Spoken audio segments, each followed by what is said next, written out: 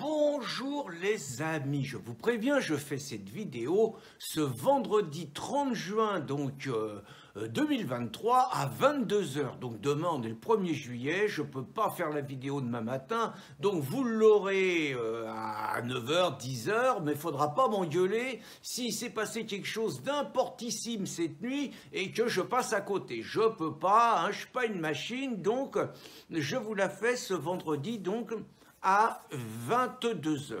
Alors je cogite sur la situation. Ce que je comprends, moi qui n'ai pas la télé, mais qui m'informe quand même un petit peu, c'est que la France, alors là c'est un gigantesque marché ouvert. Tout le monde, il peut se servir dans les magasins, il y a, enfin tout le monde, la diversité, il peut se servir dans les magasins, c'est gratuit, il suffit de péter les vitrines, puis ils ont trouvé la combine, c'est-à-dire qu'ils foutent le feu à 2-3 km de là, foutent le feu à quelques bagnoles, ils attirent les pompiers, ils attirent les flics, évidemment ils agressent les pompiers, ils agressent les flics, et puis après il n'y a plus qu'à se servir, voiture bélier et tout, c'est en plein jour maintenant, avant c'était de nuit, maintenant c'est en plein jour, mais il faut savoir vivre avec son temps, c'est l'enrichissement multiculturel permis par le vivre ensemble. Avant ça n'existait pas, on n'avait pas de pillage en France, on n'avait jamais vu ça avant les années 60, même quand il y avait beaucoup de pauvreté dans la classe ouvrière et tout, je me rappelle pas d'avoir vu de pillage. Avant, il n'y avait pas de coups de couteau en France, il n'y avait pas 120 coups de couteau en France. Avant, il n'y avait pas des émeutes dans les quartiers, pourtant on a eu des Polonais, on a eu des Portugais, on a eu des Espagnols, on a eu des Italiens, on a eu des Arméniens, ça se passait pas, il n'y avait pas de problème. Avant, il n'y avait pas de voitures brûlées, il n'y avait pas des choses comme ça. Avant, les gens, les pauvres, ils agressaient pas les policiers. Avant, les pauvres, ils s'arrêtaient quand un policier leur demandait. Mais c'est fini, on n'est plus dans cette époque-là. Il faut savoir vivre avec son temps. Et donc, je cogite un petit peu. J'ai donc compris que le pillage s'organise, que c'est open bar, que tout le monde se sert. Bon, il y en a un de temps en temps qui se fait poirer parce qu'il est plus con que les autres, mais sinon, en général, ça se passe bien. Et j'ai compris aussi que les policiers, ils ont plus le droit de tirer sur des diversités. Ils avaient le droit de tirer sur les gilets jaunes. Là, c'était dangereux. Ils menaçaient la République, c'était des factieux et tout.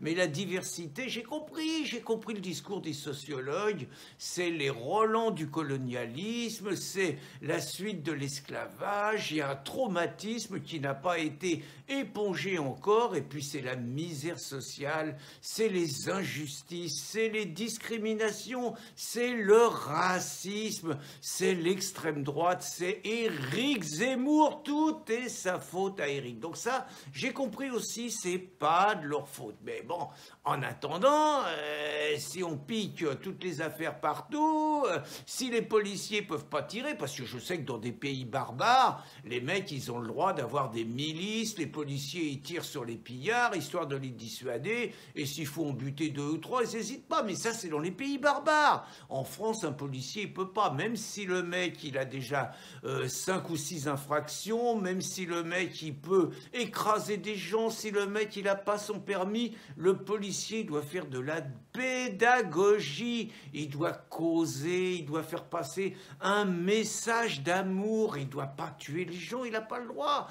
Donc c'est une donnée, il faut l'intégrer. Donc moi j'ai envie de dire, les solutions, il faut être cohérent. Si les policiers ils n'ont pas le droit de tirer, il faut écouter la solution du camarade Poutou. Rappelez-vous, Poutou, il avait dit qu'il fallait désarmer les policiers.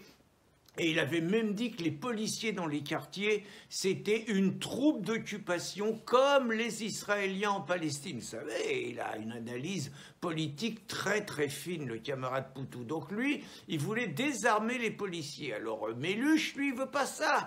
Mais Méluche, il veut dissoudre la BAC. Parce que la BAC, c'est dégueulasse. Ils arrêtent les voleurs, ils arrêtent les violeurs, et ils arrêtent les toxicos, ils arrêtent ceux qui représentent une menace.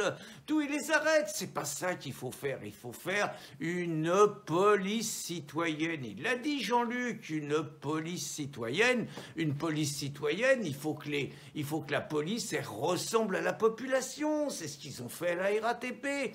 Donc il faut mettre les grands frères policiers à la place des policiers blancs, des policiers racistes. Et puis là, ça marchera mieux, vous allez voir. Et puis, donc ça c'est une solution, hein. Je vous explique, on désarme la police parce que là où on en est, il n'y a plus que deux solutions, hein.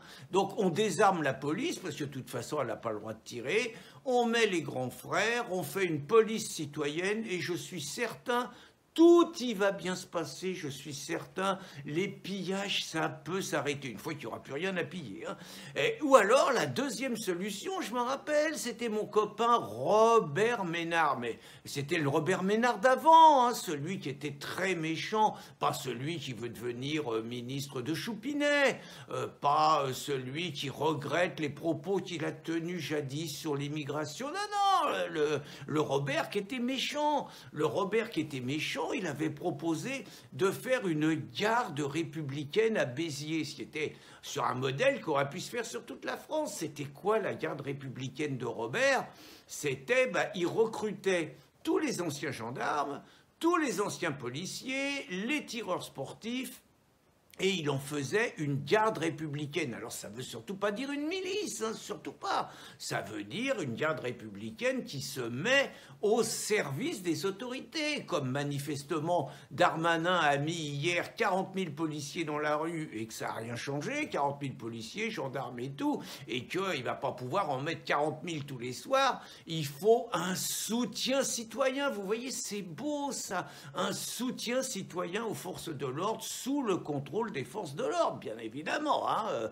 Pas de milice, j'appelle pas à l'insurrection, j'appelle pas à la guerre civile, oh là là, surtout pas, surtout pas. D'ailleurs, ça s'appellerait pas une guerre civile, mais ça, je le développerai un autre jour. Et donc, il me semble que ça peut être une solution républicaine qui aide un petit peu les forces de l'ordre à faire face aux pilleurs. Et puis, bon, s'il faut tirer, on a les LBD, hein, ça a servi. Il ne s'agit pas de tuer les pauvres, non, non, non. Mais peut-être des LBD en visant le mollet, hein, ou là, surtout pas l'œil, hein, en visant le mollet, peut-être que ça peut préserver les biens. Parce que je vous avoue qu'à partir du moment où les policiers n'ont pas le droit de tirer sur les pillards, je vois simplement la solution de désarmer la police, ou bien tout simplement de la renforcer et de lui donner des ordres à la hauteur des enjeux. J'avoue que je ne vois pas de troisième solution, à moins que les joueurs de l'équipe de France de football qui viennent de lancer un appel à la paix après que Mbappé il a un peu déconné,